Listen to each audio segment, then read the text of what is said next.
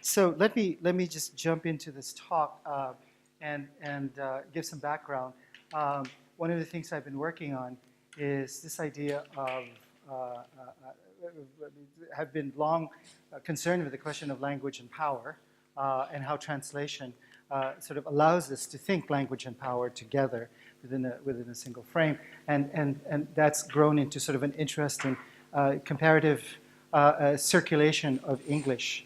And by way of opening up the topic, I recently came across this quote from Frantz Fanon from Black Skin, White Mask, which says something about, which I think is sort of an interesting way of putting together this question of language and power. He says, and this is in 1967 in the midst of the sort of decolonization of many parts of the world.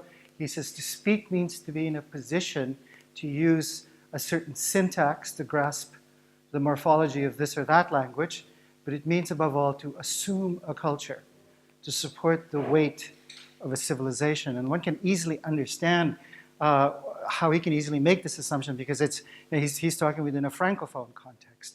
And given the pretensions of French and what it claims to do and what it claims to be, one can easily see somebody talking from a, you know, what today we would call a subaltern position saying this.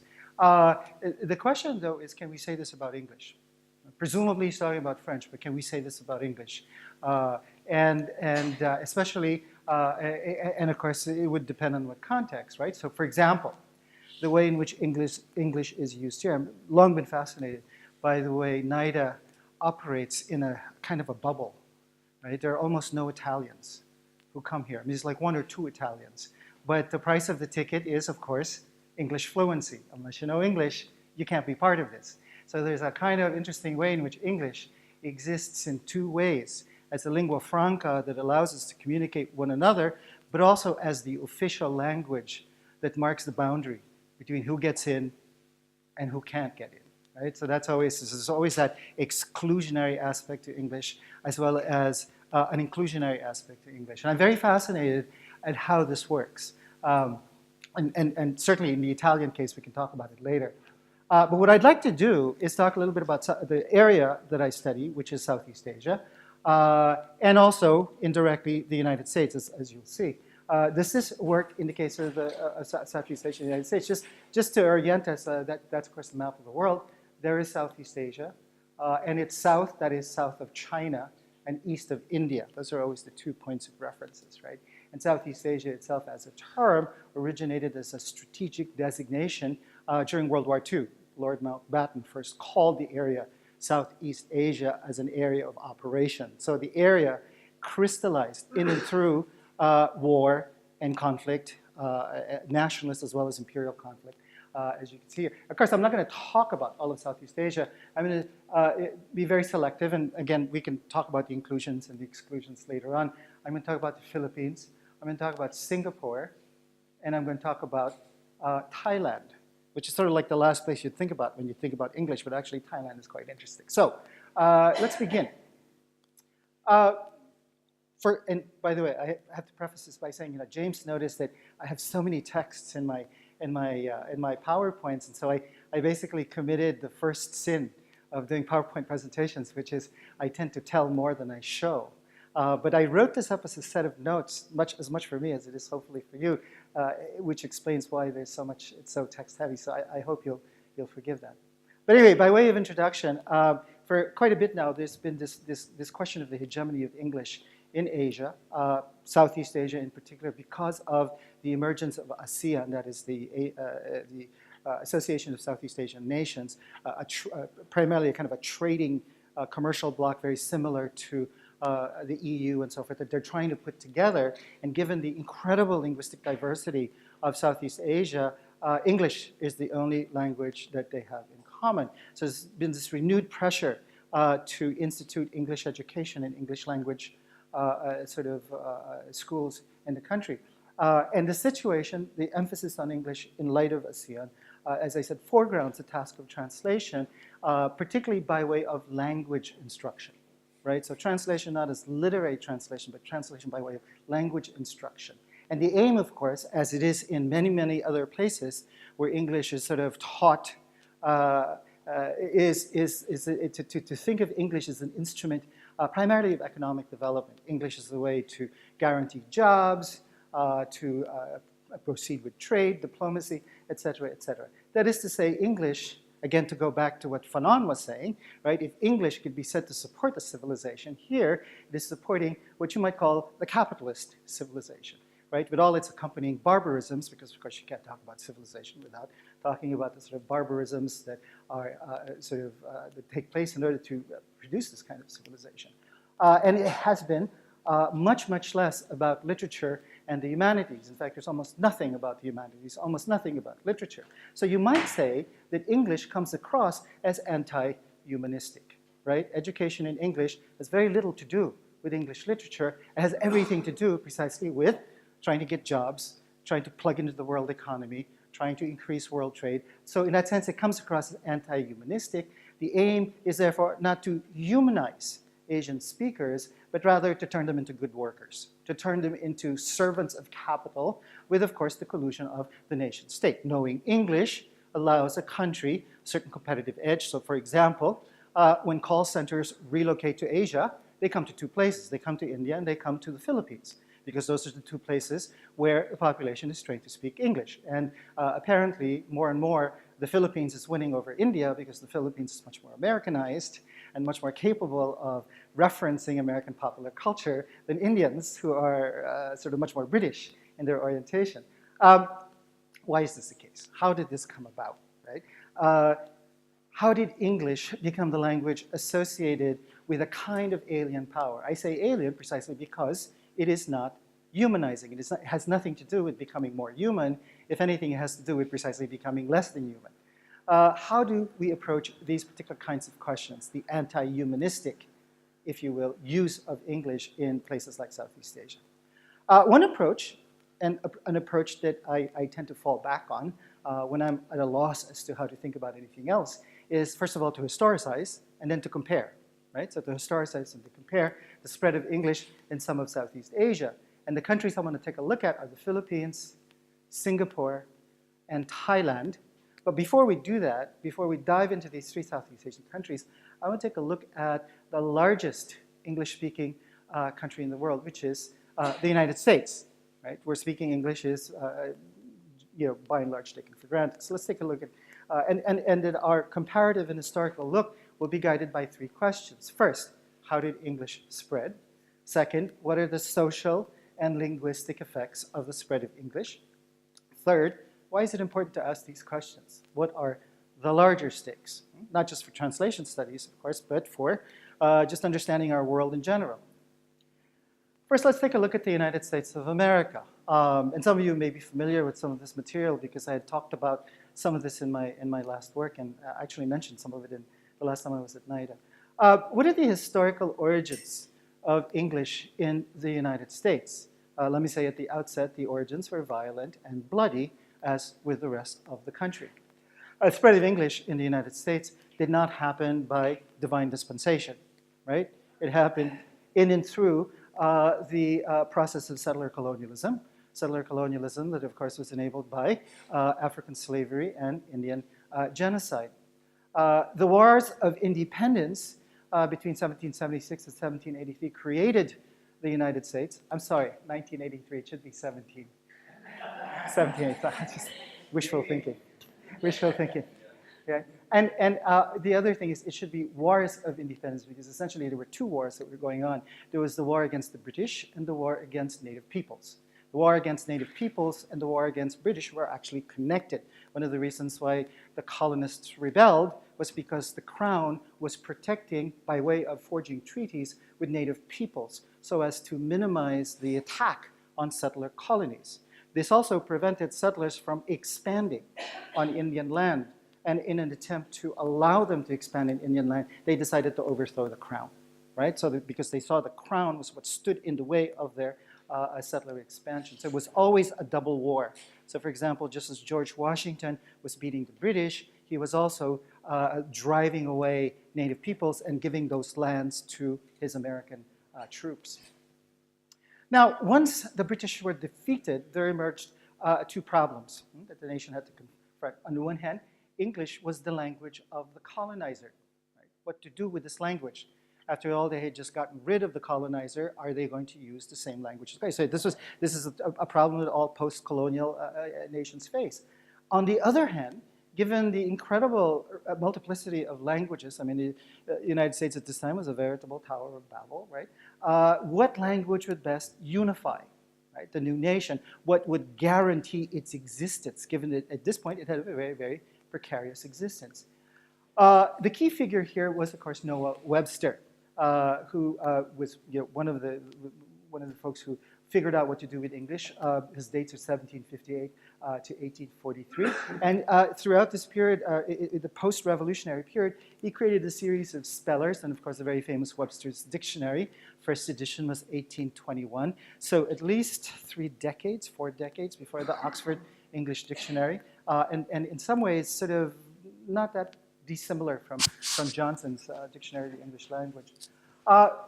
Noah Webster's spellers and dictionaries were meant to do 2 things. First, it was meant to decolonize British English, which Webster blamed for being corrupt and for being sort of full of affectation.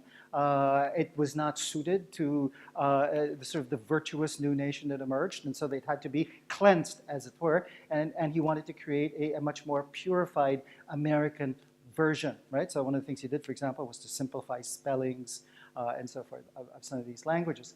Second, he wanted also to abolish idiomatic variations. And in fact, the word abolish or annihilate was a favorite word of his. He said that in the future he wanted this particular dictionary to annihilate all regional variations that he felt would threaten the new nation. He was very, very conscious of the fact that differences in accents and differences in pronunciations risked what he called disharmony, right? So somebody from the south could meet with somebody from the north, and the person from the north might laugh at the accent of the person from the south, and it would create disharmony, and from there, civil war, right? So he wasn't afraid of slavery as a source of civil war. He was afraid of mispronunciation as a source of civil war. So for him, the creation of an American English was meant to unify precisely a white republic, right? And therefore to serve as the language of a white democracy. And it also meant, at the same time, so there was always a double project at play. On the one hand, to unify, and on the other hand, to marginalize, if not exclude, those who did not speak English, or those who spoke it in various regional variations, right? So the attempt was to standardize, to homogenize, and so forth. So English, as a language of the United States, was meant to unify. At the same time, it was meant to exclude. It was meant to repress. Standardization, therefore, came at a price. It compelled immigrants, for example, in the second generation, to give up their mother tongues, which are now devalued. And this is a tendency that continues to this day. Right? Second generation immigrants are told that you should stop speaking the mother tongue because it has no value. It will keep you from learning English. And soon enough, they eventually give it up and learn English, but at the expense of not learning the mother tongue. It also had the effect of suppressing Native American languages, along with the suppression of Native American languages were, as Webster puts it, annihilated. And it disparaged regional speech as well as Black English, which continues to these days, all which are seen to be sort of signs of less breeding, less education, and so forth. At times of war, certain foreign languages were outrightly criminalized. For example, the criminalization of German during World War I, insofar as German was the enemy. And it led to this notion that somehow language was continuous with conduct and character. You were literally who you spoke, right?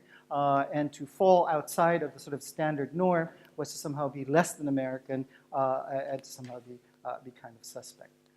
What you got in the process was, this ideology of monolingualism, which still has a remarkable hold on American thought. This ideology of monolingualism essentially entailed disavowing and devaluing the enduring linguistic pluralism of the United States. Right? So monolingualism did not do away with linguistic pluralism, but repressed it and tended to overlook it. In fact, this ideology of monolingualism tended to associate foreign languages and non-standard accents with foreign threats to the Republic. Hence, it's not uncommon to hear many Americans become very disturbed when they see Chinese signs, when they pick up the phone and they're asked to oprima dos por español. It's like, what? This is my country, you know? And so forth. So, I mean, so the idea of a foreign language invading their everyday life is seen as a real threat. So the hegemony of English, therefore, came by way of reorganizing linguistic pluralism into a linguistic hierarchy. Linguistic pluralism did not disappear. Instead, it was repressed and instead, as I said, positioned in a certain way in relation to English. Linguistic hierarchy tended, therefore, to also reproduce social inequality. Right? So it tended to be a kind of relationship between social inequality and linguistic pluralism. The more languages you spoke, rather the fact that if you didn't speak good English, if you spoke it with an accent, you were seen to be somehow less than an American, and therefore your place in society was always held to be suspect. English, at the same time, was deemed to be the language of full citizenship. So not just legal citizenship, but cultural citizenship. As you know, citizenship always has two aspects to it. There's a linguistic and then there's a cultural aspect. So you could be a legal citizen without knowing or without being fluent in English, but you couldn't fully belong, as it were, to a kind of hegemonic American white culture unless you were fluent in a particular kind of English. All other languages were then relegated to a position below English and became signs of a certain kind of second-class citizenship. Monolingual ideology, therefore, also played, in addition to playing an important role in consolidating a particular kind of political order inside the United States, monolingualism also played a particular role in the expansion of the United States as an empire, keeping in mind, of course, that the United States has always been an empire from the get-go, right, from the very first day. At home and abroad, for example, Americans tend to rely on native translators rather than learn the vernacular languages themselves. For example, this is what distinguishes the American Empire from the British Empire. The British Empire actually trained colonial civil officials in the native languages, right? Whereas the Americans never bothered, and still very few of them do. It's very rare that American diplomats actually speak the languages of the countries they're assigned to. So alongside the ideology of monolingualism, there also emerged a particular view of translation, right? And what was this view? For Americans, translation amounted to a kind of labor that fell upon others to do, kind of like cleaning your house. You didn't clean your own house, you hired somebody else to clean your own house.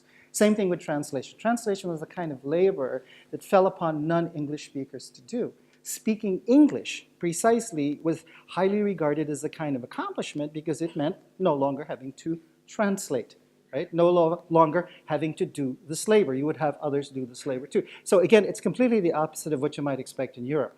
Where in Europe, the idea of being multilingual, the idea of being able to translate languages is seen as a highly valued skill. In the United States, it's seen as a degraded kind of skill that only sort of, marginal people do. Hence, for the Americans, you have this particular ideology of translation where the end of translation is the end of translation, right? That the whole point of translating is so you don't have to translate again. Again, it's this idea of language being purely instrumental, translation, therefore, being purely instrumental. It is precisely, the end of translation is precisely the point when speech would be fully transparent to the meaning and to the intention of the speaker, right? So alongside a kind of linguistic imperialism is also, with the hegemony of English and with this idea of translation, is also this idea of, what you might call a kind of logocentric notion of the sign. So just a certain metaphysic of the sign that's implicit in this American notion of monolingualism. The monolingual notion of translation, therefore, was enforced, of course, by schooling, by the media, by government, institutions, courts of law, by military occupation, all of these practices and institutions and forces. And the effect was to continue the discrimination against foreign languages and their speakers, both inside as well as outside of the United States. There's a distinct attempt to disvalue, as it were, anything that smacks of foreignness in the United States.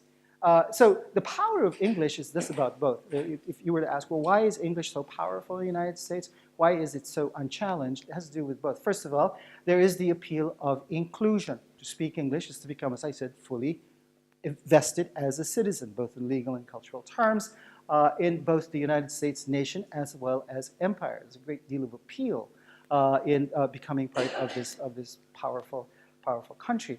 Second, it also has to do with the violence of exclusion. So there's both the appeal of inclusion as well as the violence of exclusion, which is that you pay a very steep price by not being fluent in English, right? Whereby the foreign is converted into a threat as much as it is an enemy. So much for the United States. And we can come back to that later if you want. Let's move to the Philippines. And again, sort of do a whirlwind tour of this, and then later we'll try to generalize. Now, the Philippines is interesting because English, of course, arrived with the US invasion and colonization between 1898 to 1941.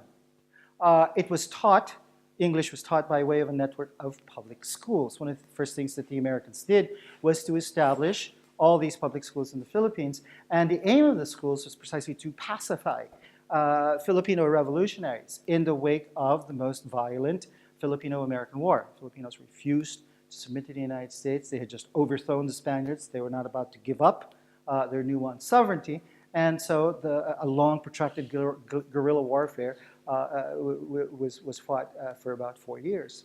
And the pacification, the Americans thought, could best be effectively carried out through a network of public schools. And the teaching English in these public schools was designed precisely as a kind of counter-insurgent measure. Americans felt that if they had these schools, if they taught English, Filipinos would learn them, they would learn about America, they would then be reconciled to the American way of life, and then they would give up. They would see the obvious benefits to be had from reading Longfellow and learning about Washington and all these other things. Right? Initially, education in English was carried out by American teachers, and this in itself is a very, very interesting history.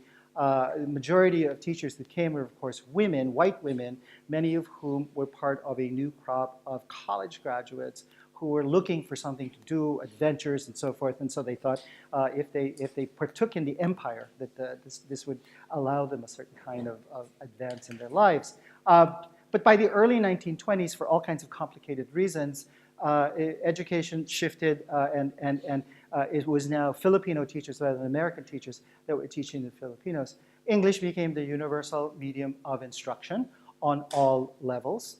And by 1939, about 35% of Filipinos were fluent in English, more than any other Asian country at this time, and certainly far more than were ever fluent in Spanish. At the end of 350 years of Spanish rule, only less than 10% of Filipinos could actually claim fluency in Spanish. And again, that's for all sorts of complicated reasons that we could talk about later on. But compared to the Dutch East Indies, compared to French Vietnam, compared to British Malaya, this was an enormous number, a significant number, 35% who could claim fluency in English, and probably more, who may not be fluent in English, but knew enough to be able to negotiate and deal in that language. Civil service jobs all required fluency in English. And this was also a period where you had the rise of a sizable community of Anglophone Filipino scholars, or Filipino writers. Now, Japanese invasion and occupation between 1942 and 1945 changed this somewhat. The Japanese sought to discourage English. They were aghast at just how Americanized Filipinos were. They couldn't believe how Americanized they were. And so one of the things they did was to change this by discouraging the use of English and instead encouraging the use of Tagalog, which is one of the major ethnic languages, and teaching Nipongo, right, which was greatly resisted by overwhelming majority of Filipinos. Allied victory and the Cold War that followed, however, cemented the place of English, right? American dominance meant that English would once again become a hegemonic language. And for that reason, fluency in English grew after the war. And English since then, or rather the Philippines since then, has long been regarded as a kind of a bargain site for studying English. Like if you can't afford to go to the United States or the UK or to Australia, you go to the Philippines, right? It's much cheaper. So for example, today, overwhelming number of foreigners who come to learn English are Koreans. South Koreans constitute the largest number of daily arrivals in the Philippines today. I mean, there's huge numbers of Koreans who came, and primarily to learn English in the Philippines. And then eventually they stay and they put up businesses and so forth. So there's just a really large number of Koreans. By the 1980s, there were attempts to counter English with Tagalog-based Filipino, giving rise to attempts at bilingual education. But English continues to be powerful. Right? Despite these attempts at bilingual education, which has never really taken place, in part because the state efforts behind it has been rather paltry, has been rather sort of uneven. One of the official languages of the government continues to be English. So the government has two official languages, Filipino, based in Tagalog and English. And it continues to be the language of choice in government records as well as newspapers of record. It continues to be the lingua franca of the elite and the middle class, right? In fact, in the Philippines, like some other places in the world, you can't possibly claim to have middle class status unless you have fluency in English. The idea of a non-English speaking middle class is just not within the realm of possibility, right? It is compulsory in all levels of schooling. And of course, it's incredibly important in overseas contract work. If there's one reason why there's so many overseas Filipino contract workers, it's because of their fluency in English, right? They're preferred over, for example, Indonesians or Malaysians or Vietnamese because of their fluency in English. And of course, call centers, which make up a sizable portion of the country's economic activity. It is also the default language in international business and trade, diplomacy, so forth and so on. But like the United States, English in the Philippines is highly contentious and problematic. Right? It was meant to unify a country which has staggering linguistic diversity, or 120 languages, distinct languages that are spoken throughout this archipelago. Right? But instead, it has done, what it has done is to reinforce the kind of linguistic and class hierarchy that we've seen in the case of the United States. English continues to be dominant, at least ideologically and culturally, over Tagalog and Filipino, which in turn continue to be dominant over other vernaculars. So there's like here's English, here's Filipino, and here's all the other languages below. Right? And Spanish, of course, has been completely marginalized. It has never been widely spoken to begin with. And with American occupation, Spanish steadily began to become marginalized. And the complete marginalization of Spanish took place during World War II because, of course, Spain, under Franco, sided with the Axis powers and so became part of the enemy, right? And was associated with the church and was associated with anything that was anti-modern, right? So the old elite, the church, etc. So there wasn't much impetus, there wasn't much attraction to speak Spanish. There's also been the consistent privileging of Anglophone literature over literature in the vernacular, right? So most Filipinos who aspire to any kind of literary status will often write in English rather than the vernacular. And middle class status, as I said earlier, is still clearly linked to fluency in English, while those in the lower classes tend to have less fluency because they have less exposure, less education, and so forth. So very, very close a coordination between English and class status. Let's take a look at Singapore for our next test case. The origins of Singapore is also colonial, right? But this time British rather than American. If you remember, Singapore used to be part of what was then called Malaya, and then Malaysia, and then broke off from Malaysia in 1965. If English is spoken in Singapore, it's partly because, as I said, a function of British colonization of Malaya, which led to the creation of what the British historian John Furnivall called a plural society. What is a plural society? A plural society is what he calls a medley of ethnic groups, right, who met only at the marketplace. You had Chinese, you had Indians, you had Malays, you had Europeans, you had Eurasians, all kinds of folks. But that they only met at the marketplace. Otherwise, they led fairly segregated lives. You could say the idea of the plural society is kind of more a benevolent version, or a kind of milder version of apartheid, right? It's sort of apartheid, but without strict racial sanctions. But it's this idea that different ethnic groups led segregated lives. They had their own schools, they went to their own churches, and so they worshipped in their own places, and they only met at the marketplace. And it was at the marketplace that they developed a lingua franca called Bazar Malay, right? And Bazar Malay eventually would emerge as Indonesian and which is what's going to be spoken in Indonesia, and Malay, which is what's going to be spoken in Malaysia. Now, with Singaporean independence in 1965, there emerged a dilemma among Singaporeans, which is how do you sustain sovereignty and develop the new nation? As you know, Singapore is a very small country. It has no natural resources, right? And it's located very precariously, so it could easily be overcome by a superior military power. So how to sustain sovereignty and develop the new nation? So they had these twin problems. One was ethnic pluralism, right? Which they felt threatened the national order of things. The second, as I mentioned, was the lack of natural resources with which to develop and enrich the nation. How do you address these two problems? Their solution was to capitalize on two things. One was the geographic location of the country. It is right on the Straits of Malacca. So very interesting. It's a key passageway that connects the Indian Ocean with the South China Sea, right? Historically very important trade route. So capitalize on that geographic location and capitalize on the ethnic diversity of its people. How do you do this? You do this two ways: by creating a strong one-party state, right, that would regulate relations with foreign merchants and foreign powers. And secondly, it would be a state that would convert the people into resources for the global economy, right? What do you do with the ethnic diversity? Where you turn it into your advantage. You turn them into resources for the global marketplace. So this was the key. How do you convert people into resources for the global marketplace? The key to both was the development of a merit-driven education system where English would be the key, right? It would be the medium of instruction.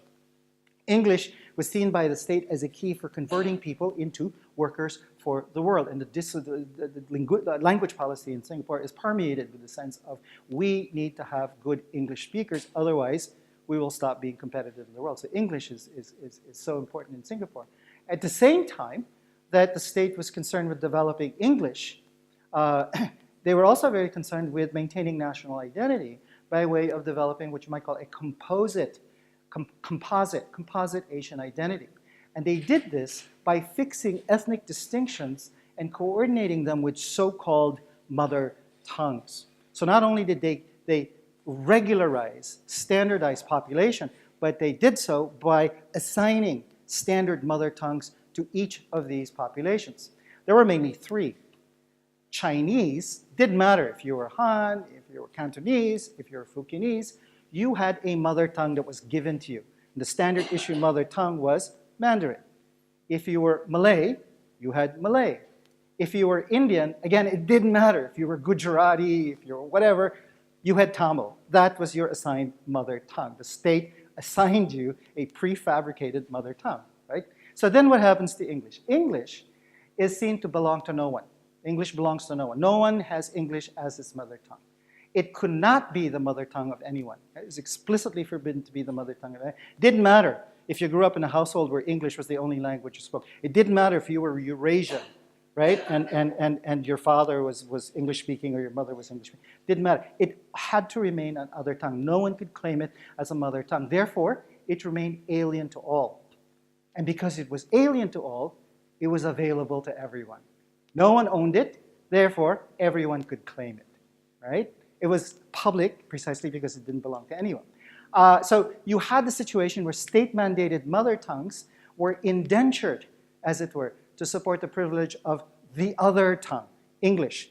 So there was a kind of family romance among languages, right? Where you had the mother tongues working to support the otherness of, and therefore the privilege of English. And it is this alienness that is the source of the power of English in Singapore. How so? As with the US and the Philippines, there emerged in Singapore a kind of linguistic hierarchy.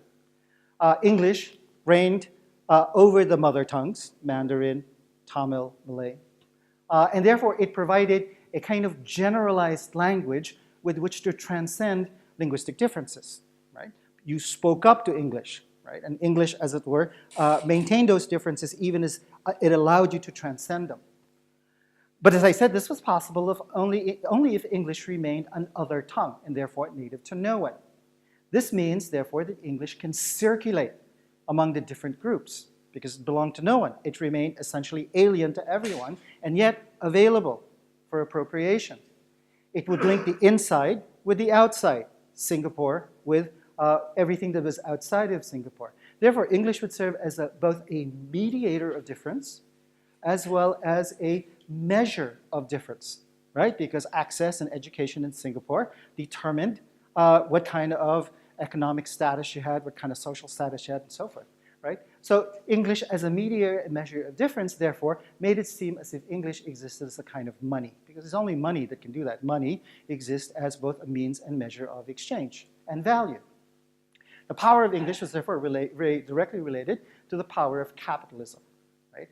And to speak English is to embrace, precisely as Fanon calls it, that civilizational burden of capitalism. Like money, those with more English had more social capital. Less English, less social capital, right? Thus did English reproduce social inequality even as it created the linguistic basis for national unity. So you had unity, but unity at the expense of inequality. And English is the key to that. Let's move to my last, and in some ways, most interesting example, which is Thailand, right? And though I don't know if some of you probably been to Thailand, so you in a situation. I'm coming to Thailand relatively new, so I don't know as much of the history of Thailand as I do about Singapore and the Philippines. Unlike other examples, English did not come to Thailand by way of colonial invasion, to the extent that Thailand has never been formally colonized, right? It's been informally, but never formally colonized by any Western power. Instead, Thailand came by way of royal mandate. Siamese kings imposed English, as it were, or introduced English into Thailand. And here you can, if you remember your viewing of The King and I, right, and learning of English and so forth. By mid-19th century, the monarch, starting with the modernizing monarch, King Mongkut, otherwise known as Rama IV, began to make strategic use of English. And the word here is strategic, right? Their use of English was totally strategic. They learned English in order to be able to deal with and limit Anglo-American power. See, before the monarchs learned English, they had to employ all these other translators, Malay translators, Chinese translators, and they said, no, we're not going to do this anymore, right? We're going to deal with the British and with the Americans directly ourselves, and we're going to do that by learning English. So that they, not only did they learn English, but they ordered all members of the royal family and the nobility to learn English as well. At the same time, the kings employed British advisors, right? Hence like the King and I, right? British advisors in court who spoke English, but not Thai.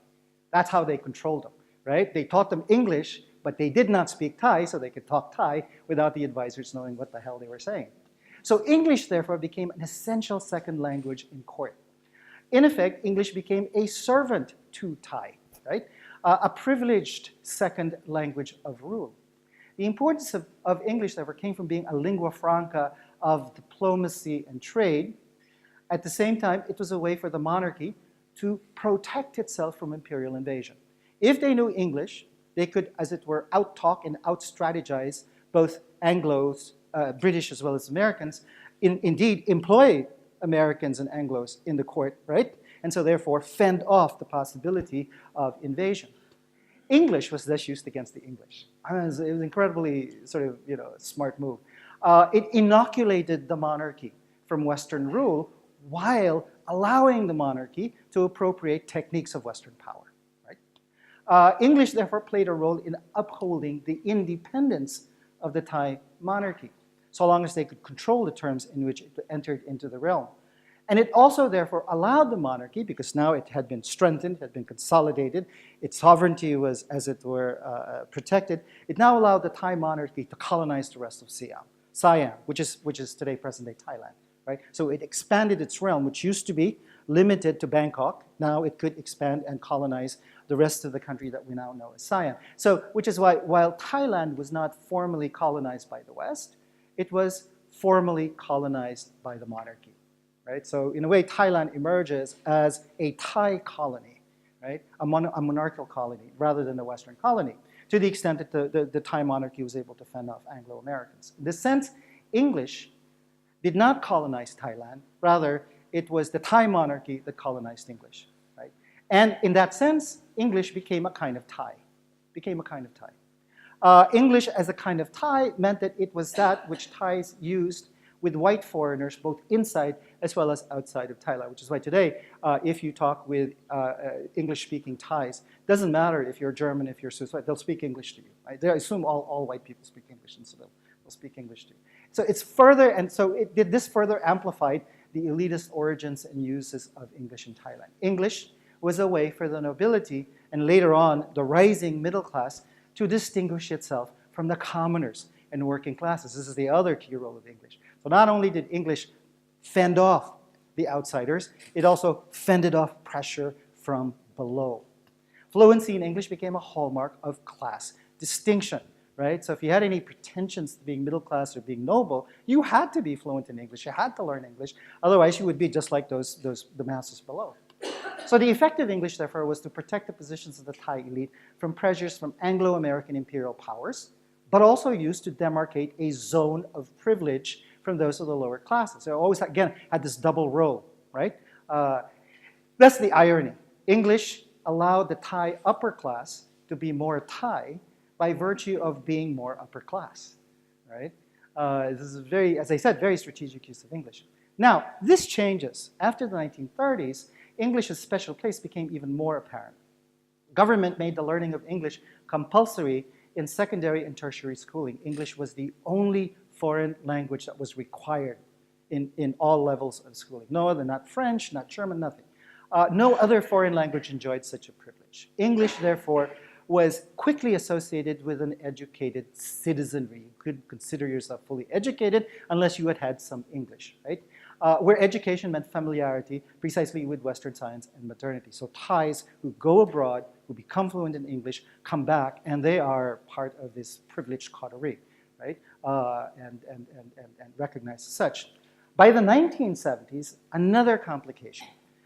This was, of course, the time of the Vietnam War. And as some of you know, Thailand was very important in terms of rest and recreation for American troops, right, fighting in Vietnam. This was also the time of the emergence of extensive sex industry in Thailand. So if you wonder why is there such a huge sex industry in Thailand, well, thanks to the Americans. So in the midst of the Vietnam War and the rise of tourist industry, English takes on a renewed importance. Access to English is now popularized through informal contacts with Anglo-American soldiers, tourists, as well as pop culture. There's now new pressures to learn English. Not only do you get pressure from above, because it's mandated by the state, you now get pressures from below, because it's now demanded by the marketplace, right? In order to be able to negotiate in the marketplace, you need to know English, or at least some English. As with other examples, therefore, English created a linguistic hierarchy that was tied to social hierarchy as much as it was connected to geopolitical imperatives. Thai was on top by virtue of the history and strength of the monarchy and court culture, but English was the compulsory second, a kind of essential supplement to Thai. It's precisely, as I said, what strengthened Thai, right? While all other languages were deemed to be optional, right? Afterthought. English then, as I said, was a kind of essential supplement to Thai, hence you could think of it as a kind of Thai, right? Which is what an essential supplement is. It's supplementary, but it's also essential. So it's kind of a prosthetic, right? English is a sort of prosthesis to Thai. And it does three things. It allows the monarchy to maintain its rule over Siam, right? Distinguish itself precisely as a monarchy that can control the language of modernity. It is able to reproduce and enhance class distinctions by allowing an aspiring middle class to distinguish itself from the lower classes. And it links Thai labor and economy to the global markets, as in the case of Singapore. And so this brings us now to the larger question of translation, right? Having looked at sort of this panoramic view, this comparative panoramic view of the history of English in these three countries plus the United States, we now come to the question of translation. How does the spread of English relate to translation? Two ways. How am I doing for time? Should I just keep going? Yeah, it gets more interesting, I promise. This is the payoff. This is the payoff, because now you got the history lesson, right? So now you're going to get the theory. In all cases, English came as a second language, right? In no case was English a native language, not even in the United States, right? In the US, British English was translated into the American. In the Philippines, American English repressed vernaculars and Spanish. In Singapore, English was key to reordering the mother tongues and establishing a kind of national unity. And in Thailand, English, as we saw, was the essential supplement to Thai, and it sustained Thai over other languages. Hence, the promise of English over other languages required sustained acts of translation. Right? Everything had to be translated into English or out of English. But a kind of translation that tended to subordinate other languages in favor of English, with the exception of Thailand. Right? So in that sense, what we see in this history is a recurring pattern, which is English, which is translation occurs by way of repression. Right? And I would hazard to guess, after hearing Naomi's talk and after hearing everybody's talk, that this is probably a claim that we could make across the board. Right? But one aspect of translation is repression. Right? Every time you speak, you need to repress, and you need to repress all the impulses that are going through your body in order to make a coherent sentence. And that act of repression is precisely what allows for speech as translation. The most extreme case, of course, was the rise of the ideology of monolingualism in the United States, where, as we saw, the dream of US monolingualism was to put an end to translation once and for all. But of course, the end never comes. The end never comes. Just as repression never succeeds, right? What happens to repressed tongues? Well, you know what happens. They come back. They all come back to haunt English in the United States, in the Philippines, in Singapore, in Thailand. And this haunting comes by way of Creolization. So this brings us to the other aspect of what I've been calling the translative power of English. That the translative power of English emerges not just in the creation of linguistic hierarchies and the social inequalities that come with these linguistic hierarchies, it also comes with the creation of Creolization. The Creolization of English is precisely marked by the infusion of local idioms and usages, and many of you are far more expert in Creole language than I am. And so a lot of, I'm sort of just like taking a stab in trying to figure out how to make the notion of Creolization useful for this talk. English invariably is contaminated by the very languages which it comes in contact with. As we all know, linguistic hierarchy always tends to be challenged by linguistic hybridity. Wherever you have hierarchy, hybridity is always there as its constitutive other. And this is always seen in the enduring popularity of regional languages and pidgins. So for example, you have Spanglish, you have Black English, you have Taglish, you have Singlish, you have Tinglish, which is Thai English, and many, many, many others, wherever English is mandated. Creolization, therefore, consists of attempts to appropriate English from below and outside official sources. Right? In the face of demand for standardization, you have Creolization. Right? Creolization, which reinvents, relocalizes, revernacularizes, and I should add, reinvests English. And this is possible only because, of course, English itself, to begin with, is Creolized from the very beginning. There's no such thing as pure English. Right? We all know this. Everywhere where English is spoken, it's always infused by other kinds of languages. The pidgins that emerge, therefore, tend to be grammatically perverse, but semantically rich. Right? This is the characteristic of all pidgins. They're all grammatically perverse, but semantically rich. And therefore, they are resistant. And it is this peculiar combination of Creolization as being grammatically perverse and yet semantically rich, which makes them resistant to the force of linguistic hierarchy. And make no mistake about it, linguistic hierarchy is a form of violence, right? And to deflect that violence, you have this, as I said, this grammatically perverse but semantically rich formation. They disrupt monolingual ideology. So the social effects of Creolization, however, and it's very important to stress this, may vary. It may be resistant, but then there is resistance and there is resistance. There is resistance that reproduces relations of power, and there is resistance that disrupts relations of power. And Creolization does both, right? For example, tourism. Tourism can easily appropriate Creolization, turn Creolization into a national characteristic, and sell it to outsiders, make it look, funky and fun and so forth and so on. But it also opens up avenues for new kinds of expressions, what we might call counter-articulations or counter-conducts, right? To the extent that articulation and conduct are all connected. It allows those from below, for example, to communicate with those from above. And it allows those from below to communicate with one another across space and time. And therefore, create new kinds of, what Ben Anderson calls imagined communities. Some examples. Very quick, and I'm not going to spend a lot of time with these examples because I'm going to save some time for questions. There is, for example, this incredible map of English dialects by Rick Ashman. I discovered this guy by accident. One of those things you're sort of like, going around the web and you discover. Rick Ashman is the son of American missionaries who grew up in Mexico. And he's a linguist, but he does this on his spare time, right? He sort of collects. He's like a hobbyist. He collects all these Western, all these dialects. And just to give you a sense, I mean, it's too crazy. We don't have time to go through it. Let's see if I can do this. Right.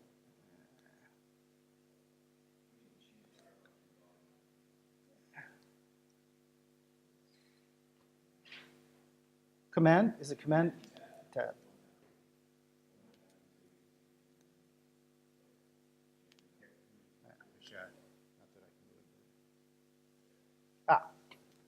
And we're not going to have time to go through this. I mean, it's this amazing collection of stuff. But what he's done is he's constantly been mapping all these different dialects, right? Sorting them out through dialectical variations. So he's got them all mapped like this, and different ways in which consonants are pronounced, vowels are pronounced, and so forth. But what's really interesting about this is he has this entire archive of YouTube videos of people speaking in this particular, 9 different kinds of New Orleans accents, 10 different kinds of New England accents, and on and on and on and on. I mean, you could get lost in this, so we don't have time to go through all this.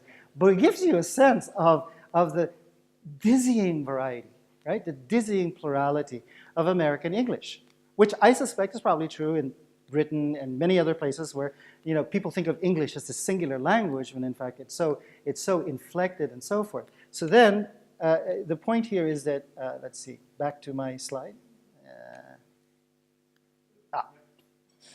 So you can see how this map shows not only the racially mixed and radically mongrelized nature of English, the way in which it has bent regional accents and grounded them in local usages.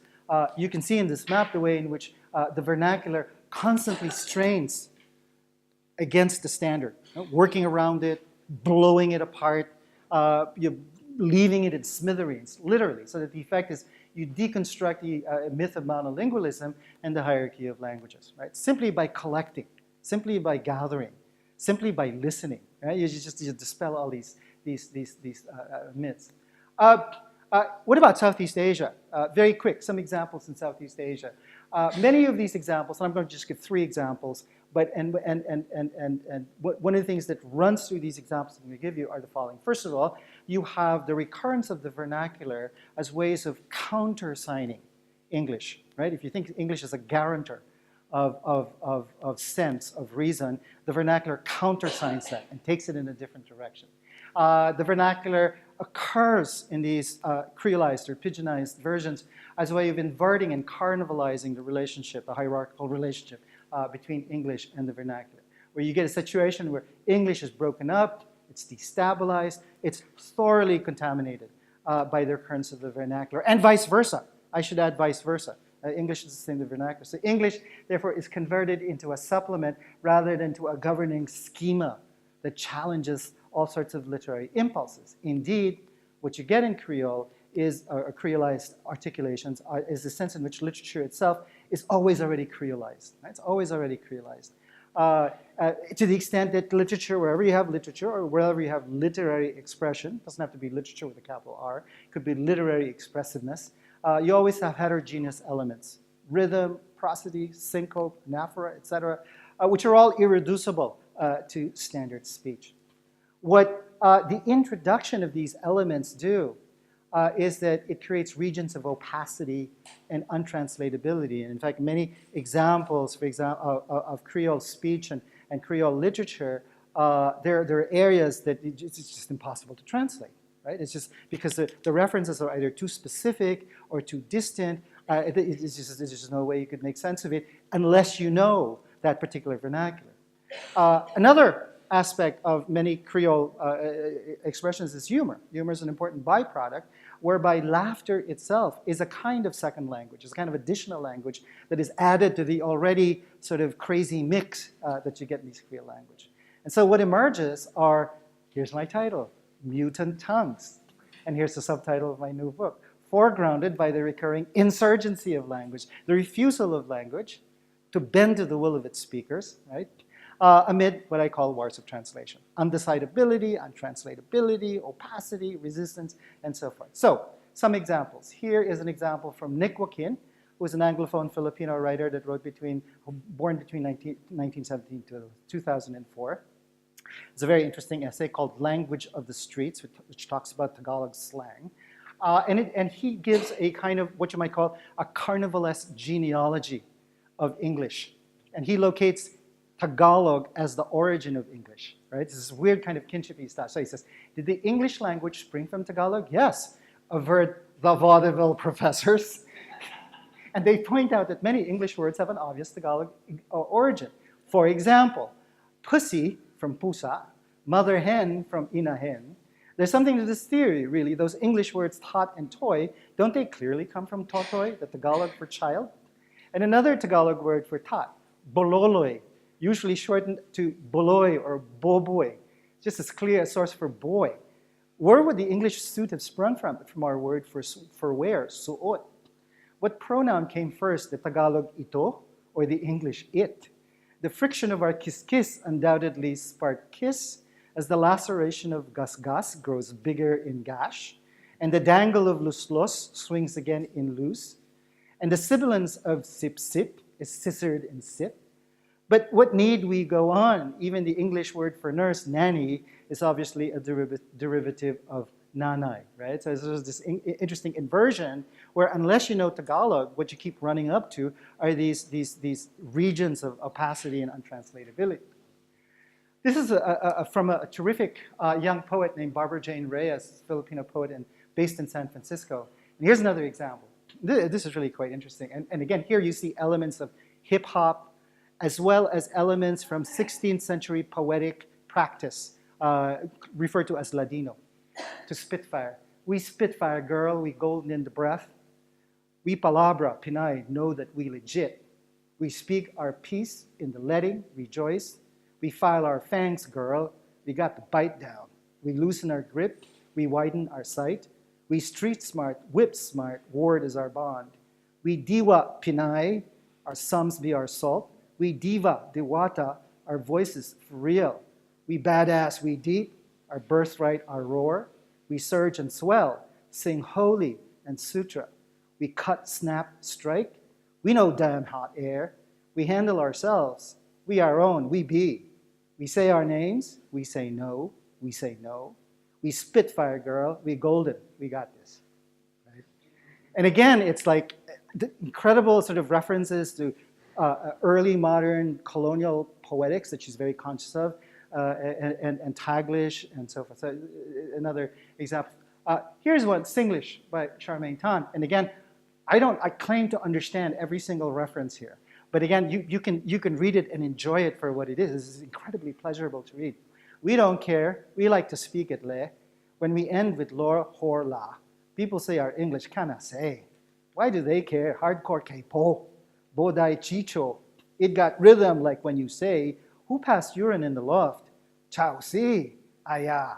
Chow alian, chow abeng, chow buaya, chow akua, chow mamak, chow kwayu, chow gudno. Who else?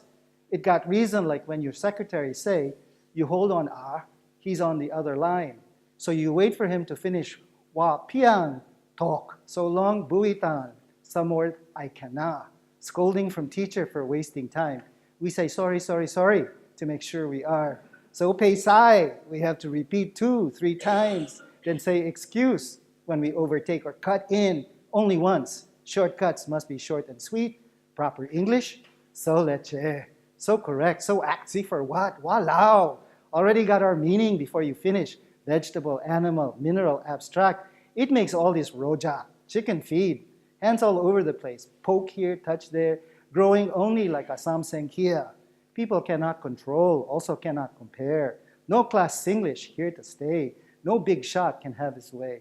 With how people talk, what people say. Rules are rules. Our bocha mouth cannot refuse to listen, follow, or choose. Final example, and this isn't exactly Southeast Asia or US, but I couldn't help this. This is from John Augard. Some of you might have heard of him. He's an Afro-Guyanese poet. He says, And this is a poem called Listen, Mr. Oxford Don. I ain't have no gun, I ain't have no knife, but mugging the Queen's English is the story of my life.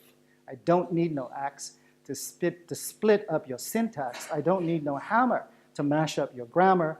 Them accuse me of assault on the Oxford Dictionary. Imagine a concise, peaceful man like me. Them want me to serve time for inciting rhyme to riot, but I taking it quiet down here in Clapham Common.